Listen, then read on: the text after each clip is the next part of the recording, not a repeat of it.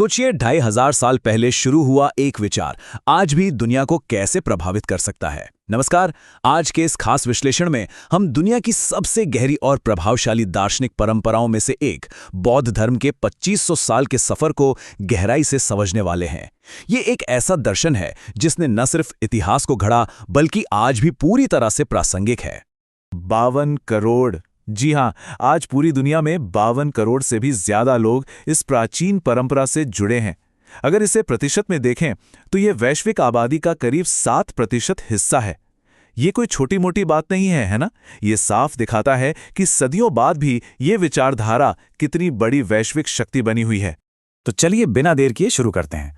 आज हम बुद्ध के जीवन, उनकी मुख्य शिक्षाओं और सिद्धांतों, बौद्ध साहित्य और अलग-अलग संप्रदायों, प्रमुख तीर्थ स्थलों और अंत में विश्व में बौद्ध धर्म की वर्तमान स्थिति पर नजर डालेंगे।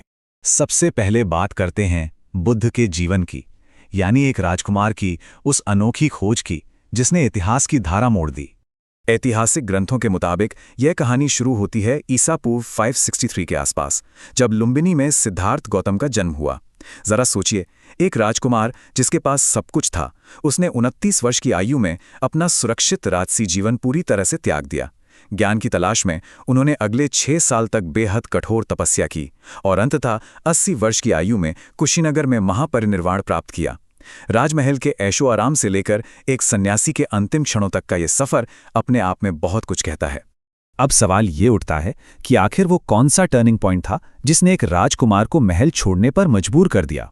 ग्रंथों के अनुसार जब सिद्धार्थ ने पहली बार बीमारी, बुढ़ापा और मृत्यु का सीधा सामना किया तो वो पूरी तरह हिल गए। अनिवार्य मानवीय पीड़ा की इसी सच्चाई ने उनके अंदर मानव दुख को जड़ से खत्म करने का मार्ग खोजने की वो आग पैदा की। इसी खोज ने जिन बौद्धिक विचारों को जन्म दिया, आइए अब उन मुख्य शिक्षाओं और सिद्धांतों को समझते हैं जो इस दर्शन का एकदम मूल हैं। अब यहाँ जो सबसे दिलचस्प बात है वो है प्रतीत्य समुत्पादा, यानी आश्रित उत्पत्ति का सिद्धांत। ये बताता है कि इस ब्रह्मांड में कुछ भी स्वतंत्र नहीं है। हर एक घटना कारण और प्रभाव के एक बेहद जटिल जाल में उलझी है, वो भी किसी स्वतंत्र निर्माता के बिना।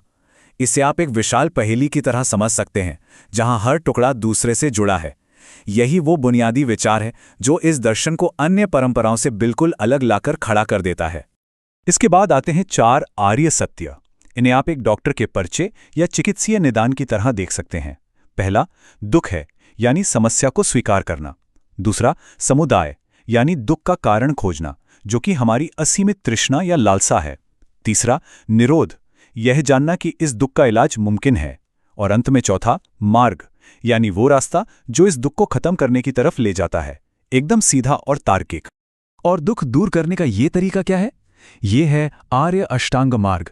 मूल ग्रंथ इन 8 रास्तों को मुख्य रूप से 3 श्रेणियों में बांटते हैं: प्रज्ञा यानी ज्ञान, शील यानी नैतिक आचरण और समाधि यानी मानसिक अनुशासन। सम्यक दृष्टि, सम्यक संकल्प से लेकर सम्यक स्मृति और सम्यक समाधि तक ये पूरा का पूरा एक मास्टर प्लान है जो बताता है कि जीवन को सही मायने में कैसे जिया जाए। वहीं रोजमर्रा के जीवन को पटरी पर रखने के लिए पंचशील के 5 सिद्धांत दिए गए हैं: हिंसा, चोरी, व्यभिचार, झूठ और नशीले पदार्थों से दूर रहना। ये कोई कठोर नियम नहीं, बल्कि ऐसे बुनियादी नैतिक दिशा निर्देश हैं जो हमें वास्तविकता से जोड़े रखते हैं। सच कहूं तो आज की इस जटिल दुनिया में भी खुद को शांत और संतुलित रखने के लिए ये सिद्धांत बेहद कारगर साबित हो सकते हैं। चलिए अब आगे बढ़ते हैं बौद्ध साहित्य और अलग-अलग संप्रदायों की ओर और देखते हैं कि ये विचार कैसे दर्ज हुए और दुनिया भर में कैसे फैले। इस कड़ी में सबसे अहम नाम आता है त्रिपिटक का। पाली भाषा में इसका मतलब होता है 3 टोकरियां। ये वो मूल ग्रंथ है जिसे बुद्ध की शिक्षाओं को सुरक्षित रखने के लिए संकलित किया गया था।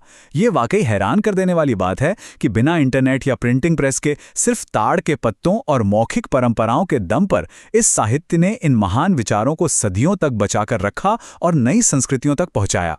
अब जैसे जैसे ये धर्म नई जगहों पर पहुंचा, इसने निष्पक्ष रूप से स्थानीय संस्कृतियों के हिसाब से खुद को ढाल लिया। नतीजतन कई शाखाएं बन गईं। थेरवाद, जो दक्षिण पूर्व एशिया में ज्यादा है, बुद्ध की मूल शिक्षाओं पर ही अपना ध्यान लगाता है। महायान ने बोधिसत्व के विचार को अपनाया और पूर्वी एशिया में फैल गया। तिब्बत और भूटान में वज्रयान का असर दिखता है, जिसमें तांत्रिक परंपराएं शामिल हैं। और भारत में नवयान है, जो डॉक्टर BR अम्बेडकर द्वारा शुरू किया गया एक आधुनिक पुनरुद्धार है। अब बात करते हैं उन प्रमुख पवित्र तीर्थ स्थलों की जहां आज भी इस प्राचीन इतिहास की जड़ें मजबूती से टिकी हुई हैं। और ये बहुत ही शानदार तरीके से दिखाता है कि कैसे ऐतिहासिक कालक्रम सीधे आज के नक्शे पर उतर आता है। जन्मस्थान लुम्बिनी से लेके ज्ञान प्राप्ति की जगह बोध गया, पहले उपदेश के स्थल सारनाथ, महापरिनिर्वाण के कुशीनगर और आधुनिक युग में 1956 के नागपुर स्थित दीक्षा भूमि तक। आज भी हर साल दुनिया भर से लाखों लोग इसी ऐतिहासिक जुड़ाव को महसूस करने इन पवित्र जगहों पर आते हैं। चलिए अब थोड़ा जूम आउट करते हैं और विश्व स्तर पर बौद्ध धर्म के वर्तमान आंकड़ों और इसके जनसांख्यिकीय प्रभाव पर नजर डालते हैं। अगर हम वैश्विक स्तर पर संप्रदायों के बंटवारे को देखें तो आंकड़े बहुत साफ हैं। कुल बौद्ध आबादी में से करीब 70% लोग महायान परंपरा को मानते हैं। इसके बाद 25 से 30% लोग थेरवाद परंपरा से जुड़े हैं। यानी अगर हम सिर्फ संख्याओं की बात करें तो महायान आज वैश्विक स्तर पर सबसे बड़ा संप्रदाय बन चुका है। और जब बात देशों की आती है तो पैमाना सच में विशाल हो जाता है। अकेले चीन में 22 करोड़ 50 लाख अनुयायी हैं। जरा सोचिए इस नंबर के बारे में। इसके बाद थाईलैंड में करीब 6.5 करोड़ और जापान में 4 करोड़ 30 लाख से ज्यादा अनुयायी हैं। यह साफ दिखाता है कि पूर्वी और दक्षिण पूर्वी एशिया में आज भी इस दर्शन की कितनी मजबूत पकड़ है। लेकिन यहां एक बेहद दिलचस्प तुलना सामने आती है। एक तरफ चीन है जिसके पास अनुयायियों की सबसे बड़ी पूर्ण संख्या तो है, लेकिन वो उसकी कुल आबादी का सिर्फ 18% है। दूसरी तरफ थाईलैंड और कंबोडिया जैसे देश हैं। भले ही वहां की कुल संख्या चीन से कम हो, लेकिन वहां 95% से भी ज्यादा आबादी इसी परंपरा का पालन करती है। वहां ये जीवन का मुख्य आधार और आधिकारिक राजधर्म भी है।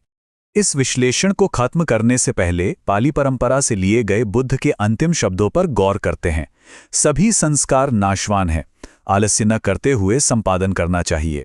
इन 2500 साल पुरानी शिक्षाओं को देखने के बाद एक बड़ा सवाल जहन में आता है। क्या अनित्यता का यह दर्शन, यह समझ कि सब कुछ बदल रहा है, आज की इस तनावपूर्ण और तेजी से भागती दुनिया को सही दिशा देने की सबसे बेहतरीन चाबी है? इसी विचारोत्तेजक प्रश्न के साथ हम आज के इस विश्लेषण को यहीं विराम देते हैं।